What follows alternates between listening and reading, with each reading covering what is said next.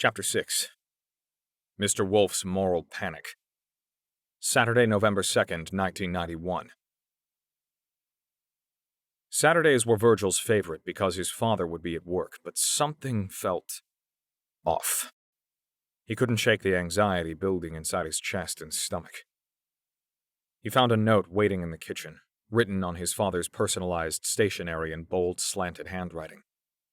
Resign. Today. It's the last chance you'll have to say goodbye. Dad. Virgil set the paper down and moped aimlessly about the house. He ended up in his father's mahogany-laden office.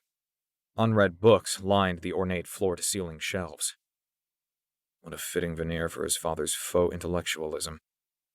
The glossy image of a desert wilderness stuck out from beneath a pile of papers resting on an end table next to a leather chair.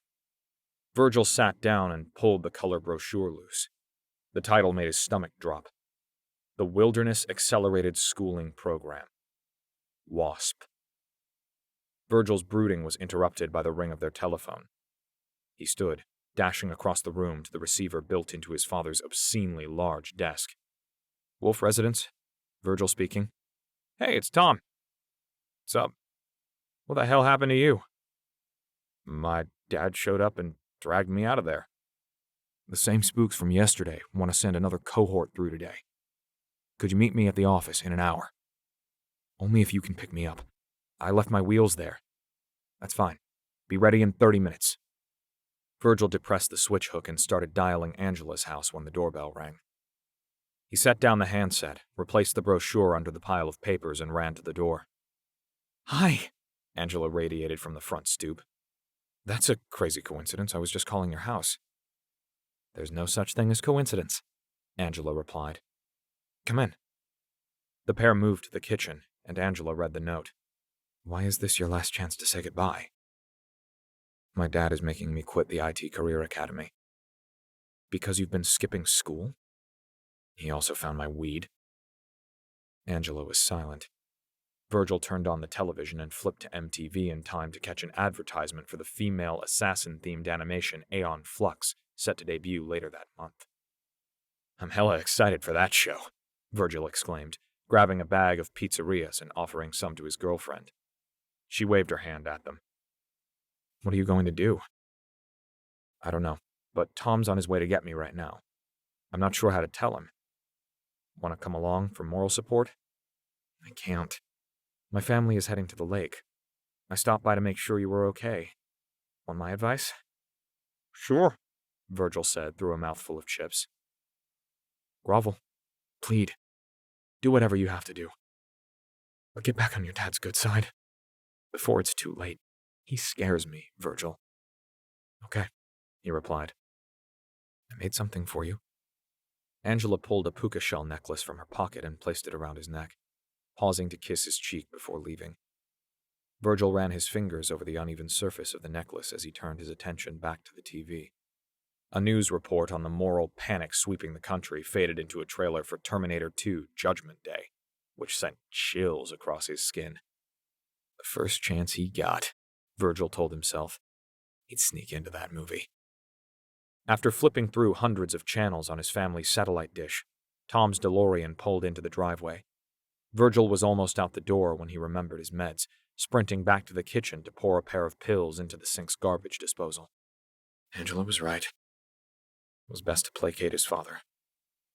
Tom played a cassette tape recording he'd made of the newly syndicated paranormal radio show Coast to Coast AM for the entirety of their commute.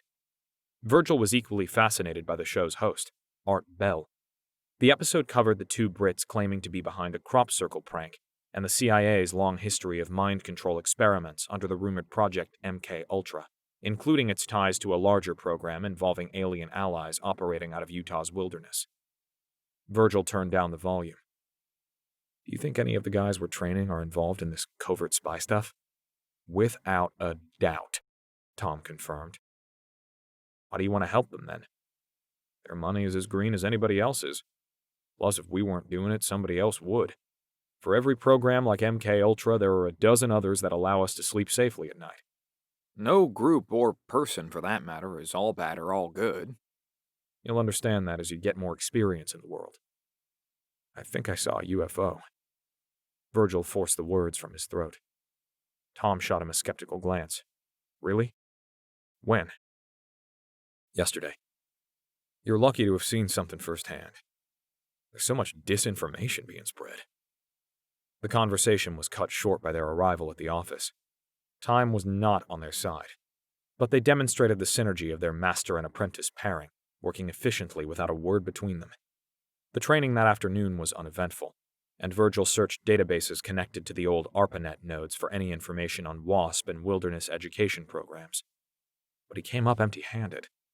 When the group paused for their mid-afternoon bio break, Virgil cornered Tom in their back office to drop the bomb of bad news. I have to quit. In fact, I need to head home now.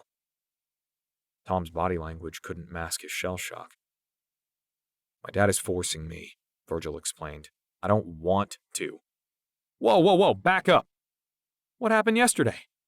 My dad is livid. He knows about missing school, and what if I talk to him? Tom interjected. I could tell him you're natural at computers, and he doesn't listen to anyone. He's beyond rationalizing at this point, plus he found my weed. So he knows I gave it to you? I'm no narc. But it doesn't matter, he's pissed. He made me walk home, some creeper offered me a ride. What? Yeah, this big military-looking man in an old van chased me after I told him no. I know this sounds ridiculous, but it didn't feel random. It was like he knew I'd be at that exact spot at that exact moment and was waiting. Like he knew who I was. Tom's libertarian paranoia got the best of him, and he retrieved a 9mm Beretta 92FS pistol from a fanny pack slung over a chair. He racked the slide a few times to make sure it was empty, then put it on safe and handed it to Virgil. Virgil only knew guns through movies and video games. This looks like the weapon from Double Impact. That's because it is. The safety is on, but you can flip it off with your thumb. Then just point and squeeze. Red is dead. Got it? Tom coached. You can take the fanny pack too. Why are you giving this to me? Well, you can't take your laptop with you. Plus, that little guy has plenty of brothers and sisters at home. You have a God-given right to defend yourself, and this will equalize any physical disadvantages. However unlikely that might be. Tom chuckled, looking Virgil once over. Consider it a retirement bonus for the great work you've done here. Next time someone tries to grab you, don't run. Put 2 rounds in their chest and another one in their head. Virgil felt a mix of fear and power holding the weapon and absolute terror at the idea of having to use it. He played with the safety. How do I load it? Tom passed him a full magazine and explained how to safely load and unload the weapon, including how to use the decocker.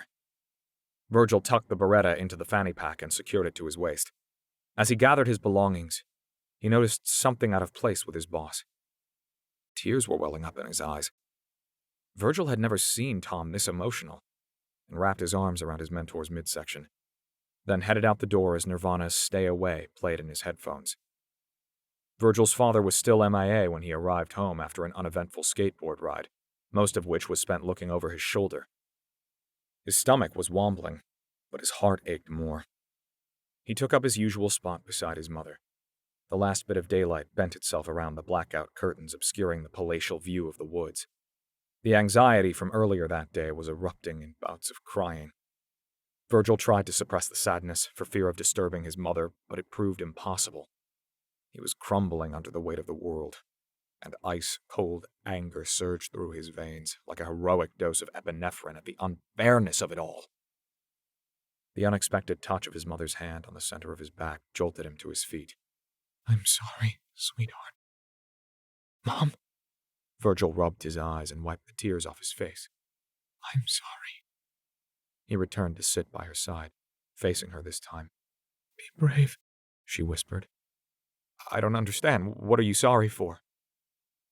Be brave. Virgil tried to continue their conversation, but she was gone again. Anger and happiness fought for territory in his heart. That was the first time he'd heard his mother's voice in years, and he couldn't recall the last time he'd felt her touch. He sat by her side for hours, hoping for another motherly moment, but it never came. He retired to his room, passing out on the bed with the fanny pack around his waist.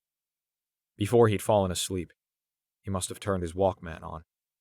though he didn't recall doing so because the loud music masked the sound of two large men entering his bedroom. Virgil was only alerted to their presence when one tore the headphones off his head. "Rise and shine, dirtbag!" one of the men shouted. The room was pitch black, and out of instinct Virgil cowered into the crevice beside his bed where the orthogonal walls met. Still in a daze, he shielded his eyes after the other man flipped on the lights. It took a moment for his vision to adjust, but Virgil was able to size up the situation. He didn't recognize either of the men, but both had the same soldierly form as his father, and the younger of the two sported an eye patch over his left socket. "You have 5 minutes to pack your clothes." "What?" Virgil protested. "They always do this," the one-eyed man mocked. "Get up and pack your shit," the thick-necked man demanded, tossing Virgil a camouflage duffel bag. "Mom! Dad!" Virgil screamed. The monocular man grinned. "They can't hear you." The older man lunged onto the bed, grabbing Virgil by the feet, and dragged him off the mattress, causing the back of his head to strike the bed rail. Blood gushed down his back and onto the floor. "Find a towel," the assailant told his Cyclops companion before pushing the duffel bag into Virgil's hands and blocking the door. "On it, Roach," the man replied, disappearing into the hall. Virgil's eyes frantically scanned the space for a solution. The only other way to escape was a 20-foot drop through his window, so he complied by gathering random articles of clothing. The scuffle on his bed had pushed the fanny pack around to his belly, and Virgil used the partial concealment of his closet to retrieve the gun. The magazine was already in it, but there was nothing in the chamber. He had one chance to get this right. Virgil racked the slide and whipped around, pointing the barrel at his attacker, who responded by raising both hands into the air. "Whoa, kid! Calm down, okay? You don't understand." Virgil's hands were shaking as he disengaged the safety. "Roger!" the man hollered over his shoulder. "This kid's got a gun!" The one-eyed man sprinted back into the room, but stopped in his tracks as Virgil's gun vacillated between them. "What do we do, Roach?" Roger whispered. "Shut up!" Virgil demanded. "Where are my parents?" "Do you want us to shut up?" Roger dared. "Or do you want us to answer your idiotic question?" Virgil backed toward his window. "Lay down!" "We don't get paid enough for this shit," Roach seethed as he and Roger complied. Virgil used his free hand to fidget with the window lock, sliding the large glass panel open and knocking the screen loose. The sound of footsteps in the hall spooked him, and he fired 2 shots toward the door, causing the kowtowing pair to cover their ears. Virgil used their momentary shock to jump out the window, but the landing sent lightning bolts up his left leg, and he dropped the gun. He pawed at the grass, but the moonless night and cloud cover made it impossible to find the all-black Beretta. Fear took control, and Virgil hobbled as fast as he could, empty-handed, into the forest to hide. Crouched behind a giant fallen pitch pine, he waited. His whole left side was aching. He could hear the distant murmur of the men, but the beams of their flashlights were heading in a different direction. He breathed the first sigh of relief since being ripped from his sleep. Was this a terrible dream? If so, it sucked because the pain certainly felt real. A familiar voice pulled him out of his own head. "Virgil!" Ronald called into the woods. Virgil rubbed his eyes, but as far as he could tell, it was his father standing at the edge of their yard. "Virgil, can you hear me?" Something in his gut told him not to answer, but familial instinct won the moment, and he shouted back, "Dad?" Ronald sprinted through the trees. "Virgil? I'm over here." Waves of relief washed over him. Ronald offered his left hand to lift Virgil off the ground, and he wrapped himself around his father's abdomen. One of Ronald's hands cupped the back of Virgil's head, causing him to wince from the pain. "Where's the gun?" Ronald asked. "I dropped it when—" Ronald didn't wait for him to finish the explanation and whistled, attracting the focus of both flashlight beams. The gravity of the situation hit Virgil like a semi. "I told you this was the end of the line." Ronald held his grip as Virgil squirmed to get loose. The flashlights were closing in. "Stop fighting. These men aren't here to hurt you. They're from a wilderness school in Utah. You're going with them now." "Wasp," Virgil said to himself. "Roach! Roger! On me!" Virgil's eyes were overflowing. "Why would you do this?" "This is the only way to save you from yourself." The men arrived at Ronald's side, panting as sweat slid off their brows. Jesus, what a shit show, Roger mused, jerking Virgil's arms behind his back before placing plastic handcuffs around his wrists. Can I say goodbye to Mom? Virgil bawled. You already did, Ronald replied, placing a black hood over his son's head. Virgil was hyperventilating as Ronald offered his final words of advice. This is only goodbye if you choose it to be. It's within you to find the path home. Good luck, son.